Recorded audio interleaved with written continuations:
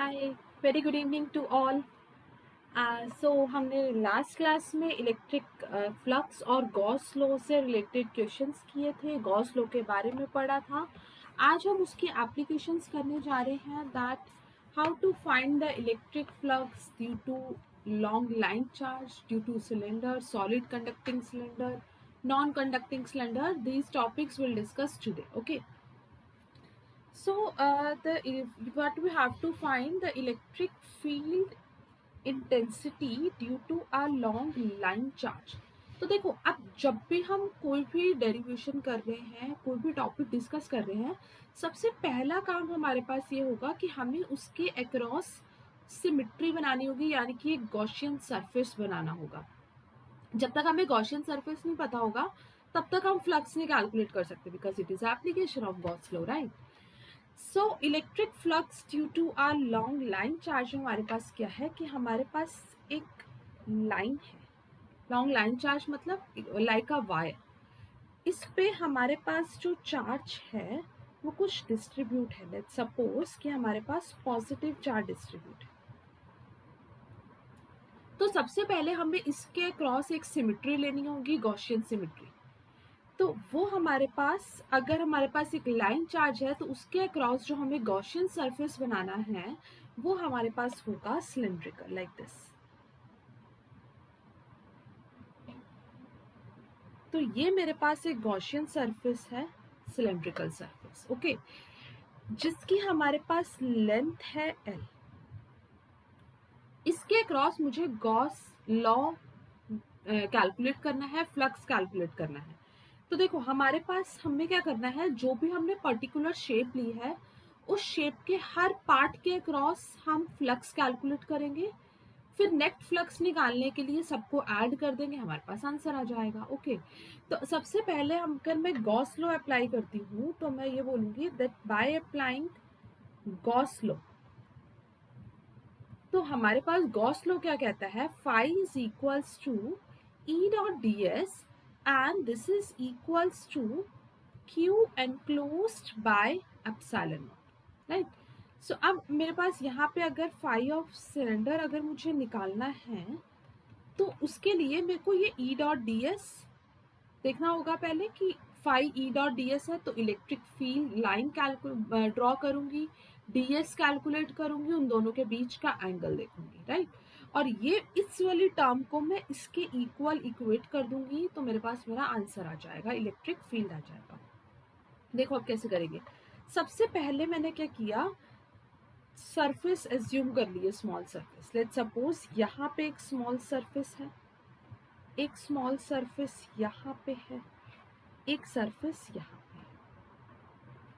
सो अगर मेरे पास positive charge है तो सबसे पहले आइए मैं इलेक्ट्रिक फील्ड लाइंस बनाऊंगी. तो पॉजिटिव चार्ज से इलेक्ट्रिक फील्ड लाइंस बाहर की तरफ, electric field lines, electric field lines, right. फिर हमें बताना होता है हमारा एरिया वेक्टर ds, वो हमारे पास क्या होता है, परपेंडिकुलरली आउटवर्ड. तो यहाँ पे देखो, परपेंडिकुलरली सरफेस के परपेंडिकुलर, सरफेस के परपेंडिकुलर आउटवर्ड ds. यहाँ पे ये सरफेस के परपेंडिकुलर, देखो ये परपेंडिकुलर बन रहा है ds. यहाँ पे सरफेस के perpendicular ds. So named it as, let's suppose this is 1, this is 2 and this is 3. So इसका मतलब जो मैं फ्लक्स कैलकुलेट कर रही हूँ वो हमारे पास किस किस वजह से होगा. एक तो होगा हमारे पास close surface E dot D S, यहाँ पे 1 लिख रही हूँ मतलब दिस सरफेस. अब यहाँ पे देखो ई और डी एस में ये एंगल हमारे पास कितना बन रहा है, 90. तो यहाँ हो जाएगा E D S cos 90 plus second one, flux through the second surface, यहाँ पे हो जाएगा ई डॉट डी एस, और ये ई और डी एस में एंगल हमारे पास कितना है, 0, cos 0 plus again third surface E और डी एस, एंगल हमारे पास कितना है, 90. सो ये हमारे पास हो जाएगा थर्ड के लिए E D S cos 90, right. और ये हमारे पास फ्लक्स किसके इक्वल है, Q enclosed by epsilon. Any doubt till here? अब यहाँ से हमारे पास फ्लक्स थ्रू सिलेंडर आ जाएगा। देखो cos 90 होता है 0, तो ये वाली टर्म मेरे पास कैंसिल हो गई। यहाँ पे cos 90 0, ये वाली टर्म भी कैंसिल हो जाएगी। तो cos 0 क्या होता है 1, तो हमारे पास ये हो जाएगा E dot D S, integration of E dot D. अब ये मेरे पास एक कौन सी शेप है, सिलेंड्रिकल शेप है, और फ्लक्स हमारे पास क्या है, Q enclosed by epsilon. So E into ds means area of cylinder. So area of cylinder is 2 pi r h. 2 pi r, radius हमारे पास कितना है r, और हमारे पास उसकी लेंथ कितनी है l, राइट। अब यहाँ पे हमारे पास एक और कॉन्सेप्ट लगेगा, वो हमारे पास लगेगा लैम्डा। लैम्डा होता था हमारे पास लीनियर चार्ज डेंसिटी। ये लीनियर चार्ज डेंसिटी का कॉन्सेप्ट हम तब यूज करते थे जब हम बोलेंगे that charge is distributed along the line, along the length, कि अगर चार्ज लेंथ के अलोंग डिस्ट्रीब्यूट है तो यानी कि हमारे पास हो जाएगा चार्ज पर यूनिट लेंथ। अगर चार्ज हमारे पास कोई एरिया के अलोंग डिस्ट्रीब्यूट होता तो हम यहाँ पे सिग्मा लगाते which is equal to Q by A. तो यहाँ से जो Q है वो मेरे पास किसके इक्वल हो जाएगा, लैम्डा। तो ये मेरे पास हो गया Q lambda L by epsilon not is equals to E into 2 pi R L से एल हमारे पास कैंसिल हो गया। तो यहाँ पे इलेक्ट्रिक फील्ड इंटेंसिटी आ गई lambda by 2 pi epsilon naught R. तो ये हमारे पास electric field intensity due to a line charge का एक्सप्रेशन आ गया, किसके इक्वल है, lambda upon 2 pi epsilon naught R. तो यहाँ से देखो कि जो E है वो इन्वर्सली प्रोपोर्शनल है R के। जो इलेक्ट्रिक फील्ड इंटेंसिटी है वो R के क्या है, इन्वर्सली प्रोपोर्शनल। R हमारे पास ये रेडियस है। तो अगर मैं इसका ग्राफ प्लॉट करती हूँ, सिंस ये इन्वर्सली प्रोपोर्शनल है, तो हमारे पास ग्राफ क्या बन जाएगा, रेक्टेंगुलर हाइपरबोला। सो ये हमारे पास सिंपल से एक्सप्रेशन हो गया जिसमें हमने इलेक्ट्रिक फील्ड इंटेंसिटी कैलकुलेट करी है लाइन चार्ज की वजह से। अब ये एक्सप्रेशन का रिजल्ट हमें ध्यान रखना है क्योंकि अभी हम नेक्स्ट क्लास में जो न्यूमेरिकल्स करेंगे उसमें ये कॉन्सेप्ट यूज होगा। नेक्स्ट है हमारे पास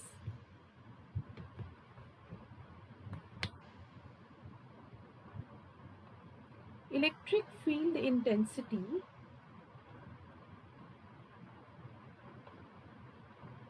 due to solid conducting cylinder.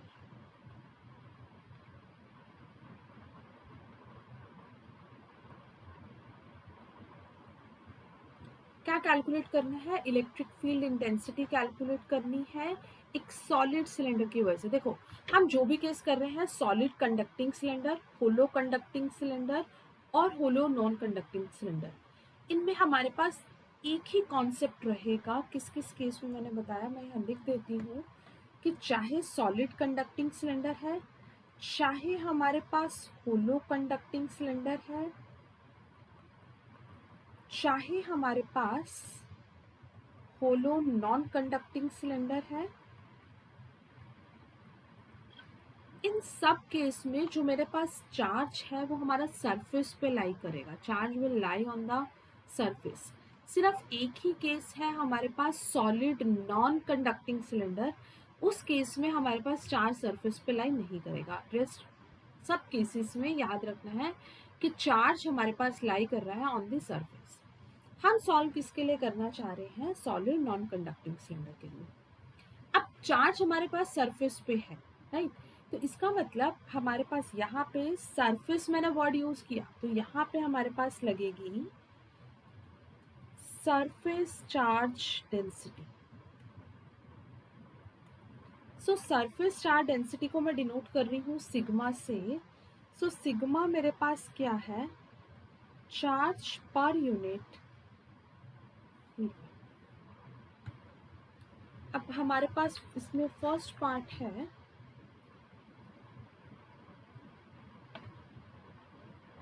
कि हमें electric field intensity find out करनी है inside at a distance r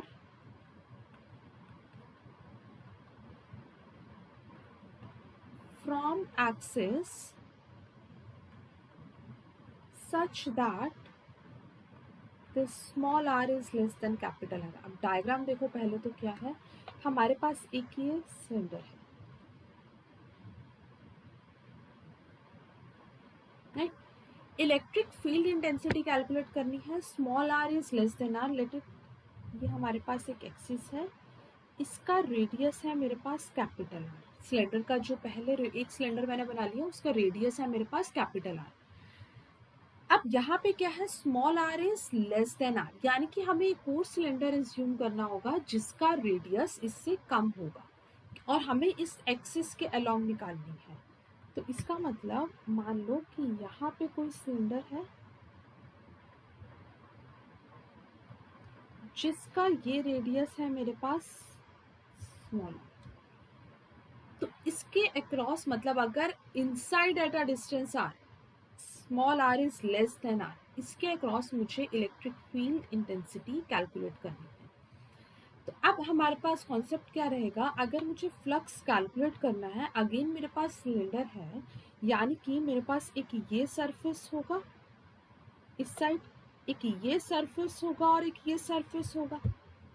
अब इस सरफेस के अक्रॉस समझो कि पहले तो मार्क कर लो डायरेक्शन,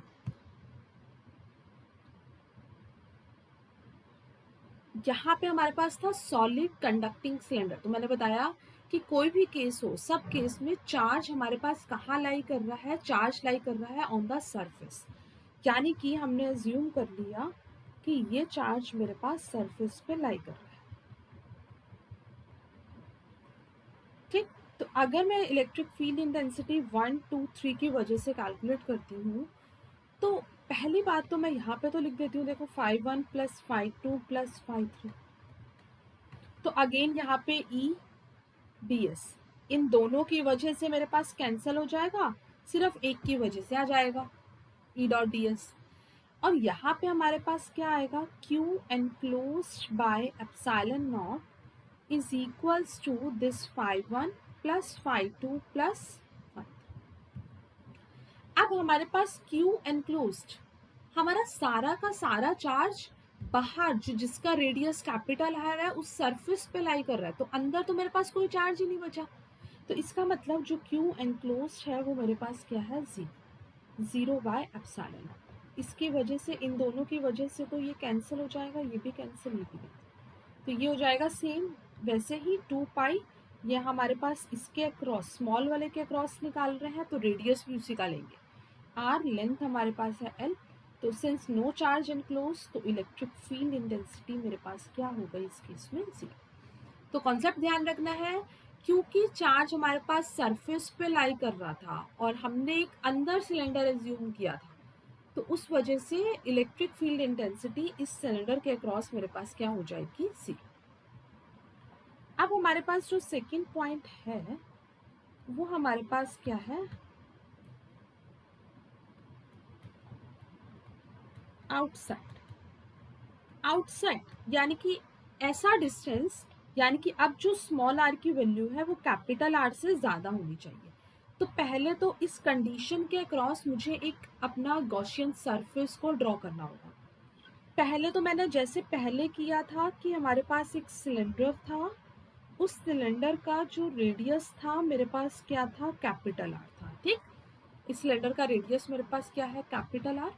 अब small r is greater than capital R, इसका मतलब जो अब सिलेंडर एज्यूम करूंगी वो इससे बड़ा सिलेंडर होना चाहिए, यानी कि इस तरीके से।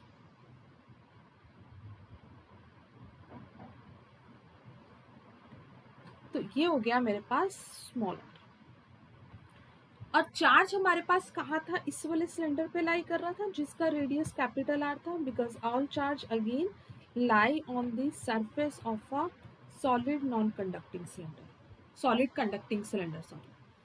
so अब मेरे पास अगेन इस वाले, ये जो बड़ा सिलेंडर है येलो वन, इसके अक्रॉस मैं फ्लक्स कैलकुलेट करूंगी, तो यहाँ पे एक सरफेस एज्यूम कर लिया, यहाँ पे दूसरा और यहाँ पे तीसरा। ई डॉट डी एस मार्क करोगे जैसे पहले करते थे, इलेक्ट्रिक फील्ड लाइंस इधर, डी एस ये इलेक्ट्रिक फील्ड लाइंस पॉजिटिव की वजह से बाहर की तरफ से, डी एस ये हो गया इलेक्ट्रिक फील्ड लाइंस, और यहाँ पे हो गया मेरे पास डी एस। यानी कि जो मेरे पास फ्लक्स है वो हमारे पास आ रहा है φ1 प्लस φ2 प्लस φ3। तो अब फ्लक्स जो है मेरे पास ये 1, ये फर्स्ट सरफेस था, मेंशन कर देती हूँ, ये मेरे पास फर्स्ट सरफेस था, ये सेकंड सरफेस था, और ये है मेरे पास थर्ड सरफेस। तो जो फ्लक्स है वो इसके वजह से 0 हो गया। क्यों? क्योंकि यहाँ पे आ जाएगा, मेंशन कर देती हूँ, यहाँ आ जाएगा ई डॉट डी एस कॉस 90। यहाँ पे क्या हो जाएगा, फ्लक्स ई डॉट डी एस कॉस 0। यहाँ पे हो जाएगा ई डॉट डी एस कॉस 90। तो अब मेरे पास ये cos 90 0, cos 90 0, तो इनके अक्रॉस फ्लक्स 0। सो मेरे पास अब फ्लक्स किसके अक्रॉस आ जाएगा, सिर्फ ये ई डी ए कॉस 0।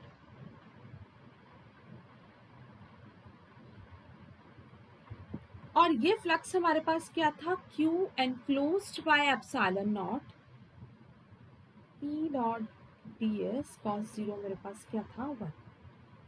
अब जैसे हम पहले कर रहे थे, हमें क्या कर रहा था, हम Q की वैल्यू को सब्स्टिट्यूट करते थे, ठीक। लीनियर लाइन चार्ज के एक्सप्रेशन में भी यही किया था, क्योंकि मुझे E कैलकुलेट करना है। मुझे अब Q की वैल्यू पता लग जाए, मुझे ये DS पता लग जाए, तो मेरे पास मेरा आंसर आ जाएगा। तो अब Q एनक्लोज्ड फाइंड आउट करने के लिए मैं सरफेस चार्ज डेंसिटी का कॉन्सेप्ट यूज करूंगी, because all the charge will lie on the surface. So sigma मेरे पास क्या हो जाएगा, charge means Q by area, that means area of this cylinder, which is equals to 2 pi RH. So length of this cylinder is 2 pi. Surface charge density देखो, small r और capital R में confuse नहीं होना। Sigma क्या है, surface charge density of a cylinder, that means जिस surface पे हमारे पास चार्ज है, जिस सिलेंडर पे चार्ज है उसका रेडियस लेंगे। तो इस सिलेंडर पे मेरे पास चार्ज है तो मैं इसका रेडियस लूंगी, तो ये हो जाएगा 2 पाई आर, और लेंथ ऑफ दिस सिलेंडर मेरे पास क्या थी,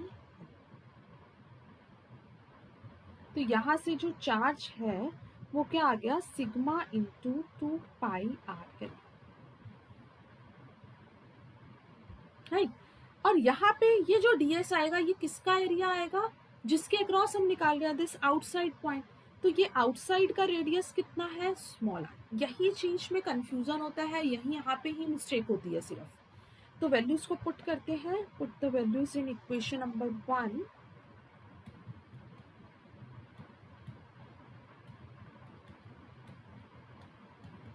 सो यहाँ पे क्या आ गया, Q एनक्लोज की जगह आ गया sigma into 2 pi R L by epsilon not is equals to E dot D S. तो यहाँ पे आ गया E into D S 2 pi R L.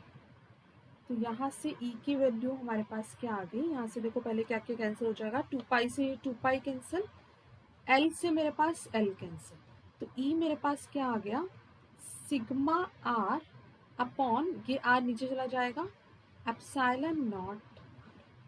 सो ये इलेक्ट्रिक फील्ड इंटेंसिटी हमारे पास किस पॉइंट के अक्रॉस आ गई, आउटसाइड पॉइंट पे। इनसाइड में हमारे पास क्या थी, 0। Any doubt till here? Click still if you have any doubt. You can ask me in comments. I will explain again that topic. अब हम इसके अक्रॉस ग्राफ प्लॉट करेंगे, इन जो हमारा इनसाइड और आउटसाइड पॉइंट आ रहा है। देखो जब मैं ग्राफ प्लॉट कर रही हूँ, लेट्स सपोज कर लेते हैं पहले तो एक सिलेंडर,